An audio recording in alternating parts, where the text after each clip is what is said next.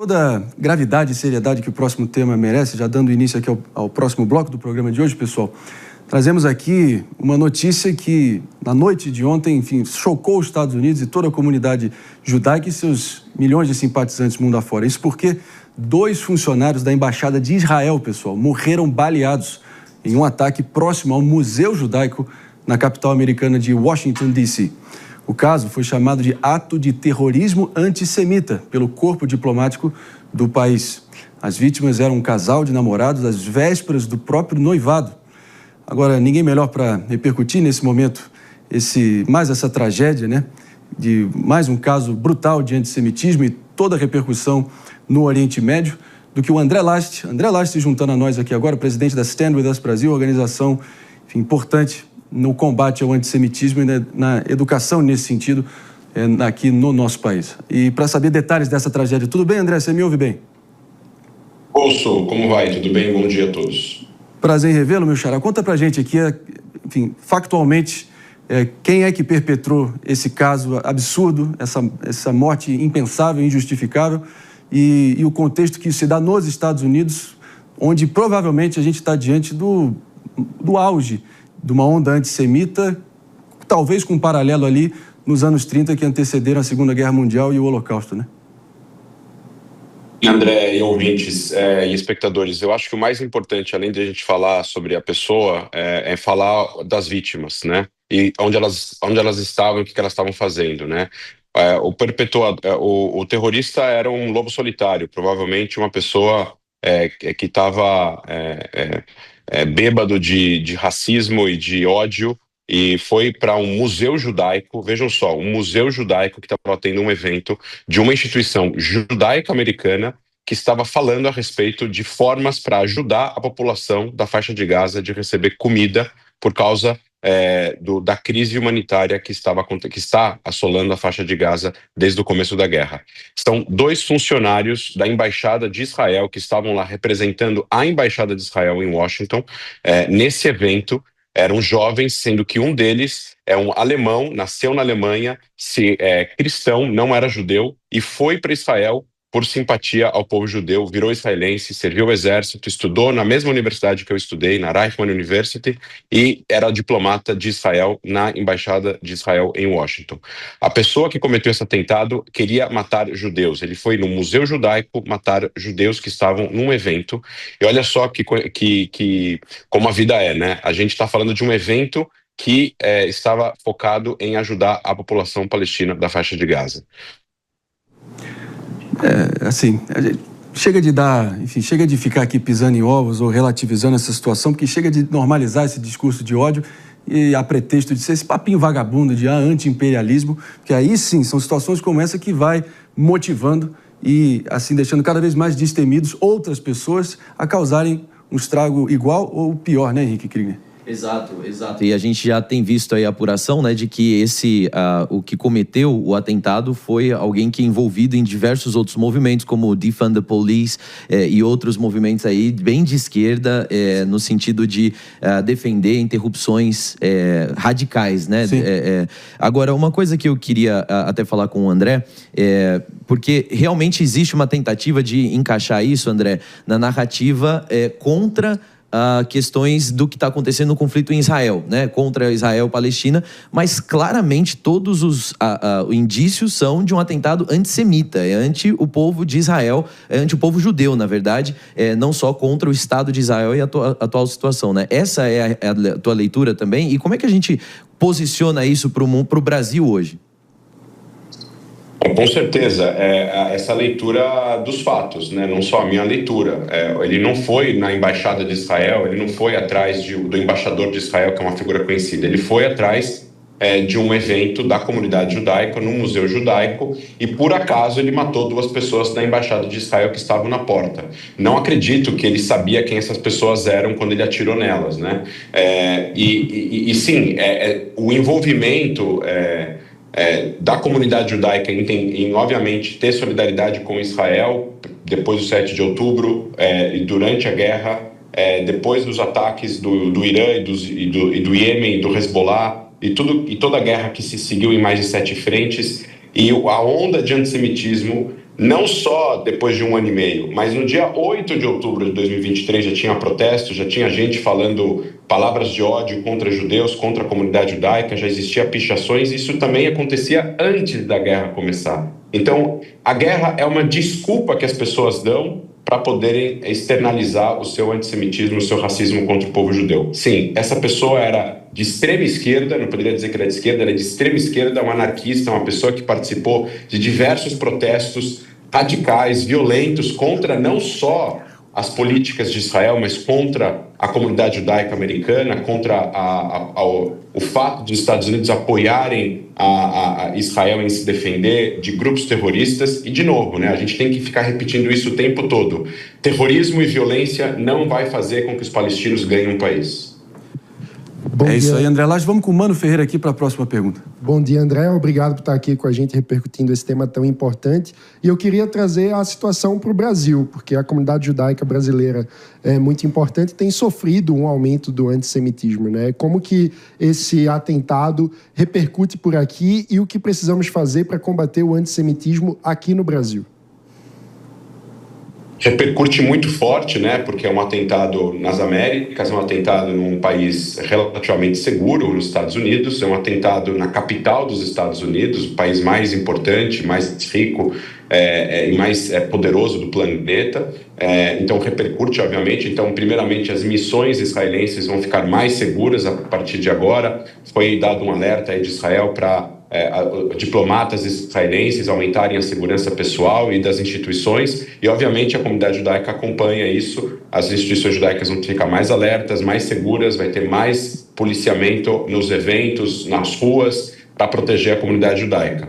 Obviamente que também repercute o aumento do antissemitismo no Brasil, não só por causa desse atentado, mas desde o começo da guerra, um aumento de mais de 1000% de casos de antissemitismo no Brasil desde o começo da guerra. E para se combater isso, existem duas formas: educacionalmente, que é o que nós fazemos na nossa instituição, na Stand Libras Brasil, mas não só. Tem a questão punitiva, tem a questão corrigiva, né, do governo brasileiro, do governo dos estados, do governo das cidades, de punirem atos de antissemitismo, de julgarem, de terem exemplos claros de que não é legal ser antissemita, é racismo contra judeus, e isso dá cadeia no Brasil e deveria ser levado a cabo todos esses atos antissemitas. Então, para se combater isso, precisa de justiça, essa justiça precisa funcionar bem e, obviamente, precisa do exemplo. E esse exemplo, o governo federal falhou em dar dentro do Brasil. O governo federal é um dos responsáveis pelo aumento do antissemitismo no Brasil.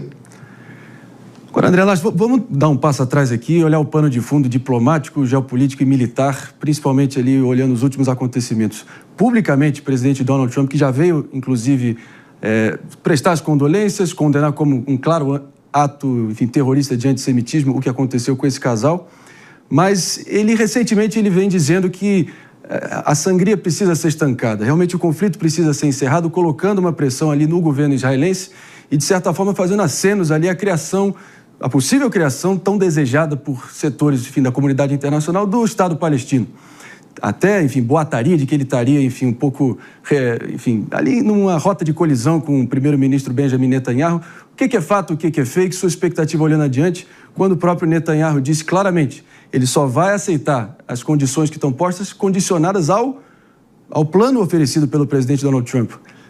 Extinção do Hamas enquanto partido, remoção de todos os reféns e remoção de todo o povo palestino da região até que uma solução seja encontrada.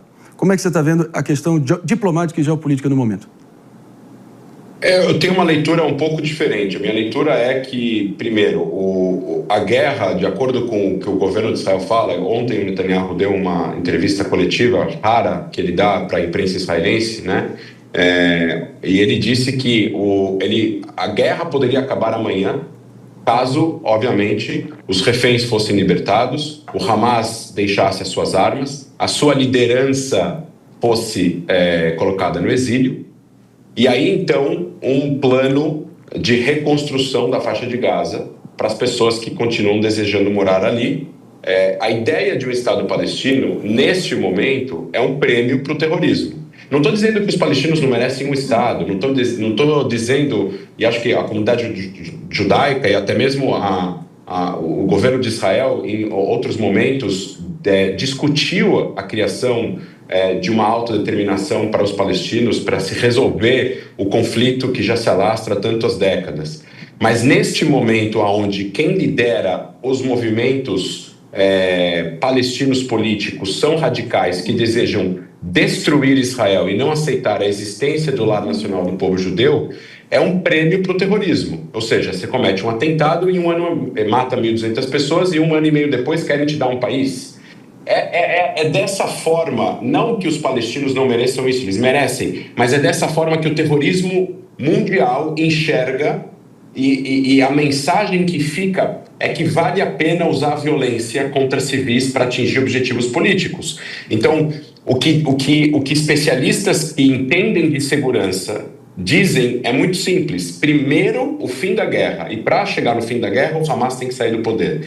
Depois que o Hamas sair do poder, depois que Gaza for desmilitarizada e depois que Gaza for reconstruída e tiver um governo palestino unificado na Cisjordânia e Gaza, que controle com bons olhos internacionais a população palestina, aí sim esse governo precisa sentar e negociar com o governo de Israel em todas as outras questões que precisam ser negociadas, que a gente não está nesse ponto ainda. A gente está agora num ponto de o uso de reféns e da população civil palestina por um grupo terrorista genocida, que é o Hamas, para atingir os seus objetivos militares e religiosos. Então não tem como falar de uma situação política que vai acontecer daqui a 10, daqui a 5, daqui a 20 anos, sem resolver uma questão que é emergencial agora. E agora a gente precisa resolver outra questão, a saída dos reféns e a saída do Hamas do poder na faixa de Gaza. E libertar os 2 milhões de palestinos que vivem sob o controle do Hamas.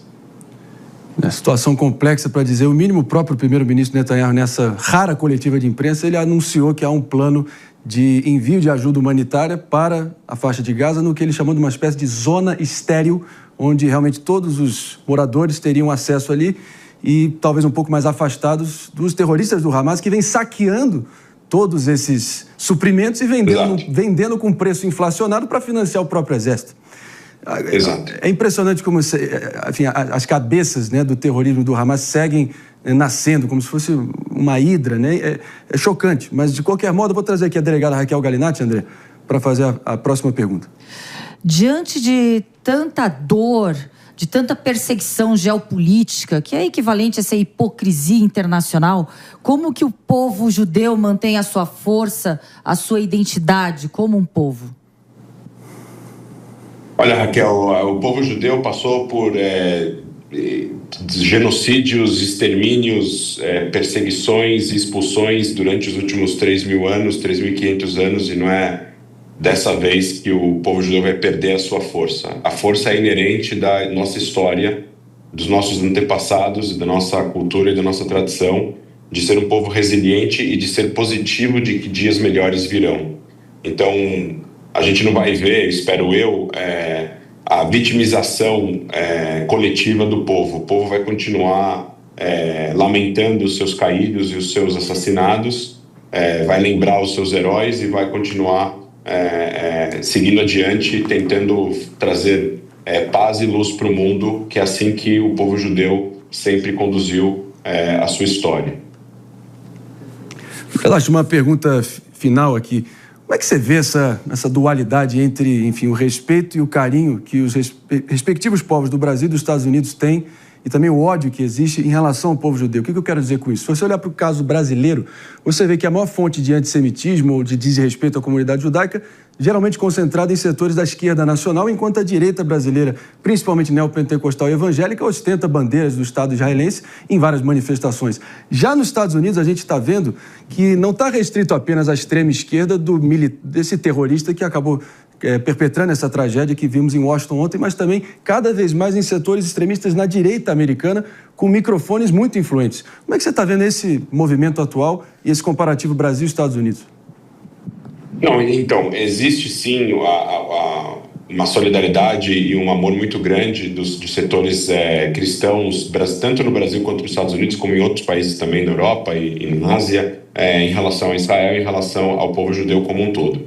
No Brasil existe sim um grande problema em setores de esquerda, com certeza em toda a extrema esquerda brasileira, e também existe, André, na extrema-direita brasileira. Na extrema-direita brasileira, neonazistas, já tem uma pesquisa de vários várias universidades, da USP, da Unicamp, mostrando um aumento de apologia ao nazismo, de pessoas que são neonazistas no Brasil, eventualmente aí querendo levar a cabo ataques contra a comunidade judaica. Já houve no passado prisões no sul do Brasil, onde se concentraram aí uma grande população de pessoas que se identificavam com nazistas. Lembrando que o maior partido nazista fora da Alemanha, na época da Segunda Guerra Mundial, foi no Brasil. Então, existem sim setores da extrema-direita no Brasil problemáticas em relação a judeus. O problema é que, enquanto que a extrema-direita historicamente é anti o povo judeu ou o judeu como indivíduo, a extrema-esquerda e setores de esquerda são anti os judeus no coletivo. E a maior personificação coletiva da comunidade judaica foi a criação de Israel há 77 anos atrás. Então, eles odeiam Israel, eles acham que Israel não deveria existir porque isso é politicamente correto hoje em dia. Não é antissemitismo legalmente falando, falar que você é contra a existência de Israel. Deveria ser, mas não é. Então, existem... Hoje em dia, as pessoas são mais tolerantes a esse ódio, não deveriam ser, e é por isso que ele cresce tanto. E é isso que nós estamos fazendo nessa entrevista. Nós estamos educando a população brasileira de que você ser contra judeus no indivíduo e no coletivo é antissemitismo e precisa ser combatido e levado à justiça as pessoas que cometem isso. É isso. Assim, pelo menos falando por mim aqui, assina embaixo, chega de normalizar esse discurso de ódio, preconceito, esse papinho asqueroso, velado de anti-sionismo, mas no fundo é o mais puro preconceito venenoso, horroroso e que a gente precisa aqui repudiar dia após dia. Tá aí, pessoal, casal planejando toda uma vida pela frente, prestes a noivarem, acaba, enfim, pelo menos aconteceu nos Estados Unidos, e esse cidadão, esse resto de gente, esse verme imundo, asqueroso que acabou levando isso a cabo, André Last, enfim, pelo menos a tendência é que ele tenha o peso da justiça fortíssimo contra ele, né? Assim esperamos. A gente agradece demais a presença do presidente da Stand With Us Brasil, voz mais do que influente na comunidade judaica brasileira e um defensor implacável da educação contra o antissemitismo no Brasil e no mundo. André Last, obrigado pela presença.